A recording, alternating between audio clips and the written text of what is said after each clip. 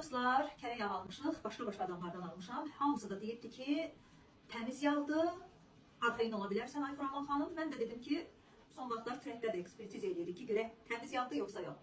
Mən də evdəydim, ekspertiz elədim.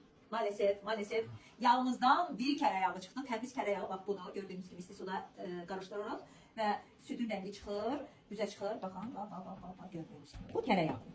Bu isə kərə yağı ilə satılmış qatqılı yağdır. Yəni kərə biraz qatırlar, biraz eləyirlər.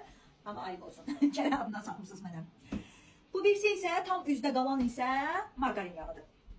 Yəni Allah hamımıza kömək olsun. Margarin yağlarından uzaq olaq və satanlara da Allah insaf versin. Çünki zaten baha satırsınız təmiz kərə yağını. Ona görə lap 1 manatda, 2 manatda, 5 manatda baha satın, amma təmiz satın. Çünki qarışıq margarin yağları, palma yağları bədəndən çıxmır. Sonra Allah iraq eləsin, onkoloji xəstəliklər yaranır, insanlara ziyan vurursunuz. Və bunun nəticəsi də sizlərə də təsir edir. Çünki heç kəsin ahı heç kəsdə qalmır. Yəni bunu təmiz edin, təmiz yeyək, sağlam olaq. Siz də sağlam olun, siz də qarqış almayın, nalə almayın. Ona görə siz də evdə ekspertiz edin, görün sizdə nə tər oldu. Mən artıq indən belə bilirəm ki, bax bu aldığım qardaşdan alacağım. Baha alacağım, amma bundan alacağım. İnşallah bu da batmaz da. Belə, yəni belə.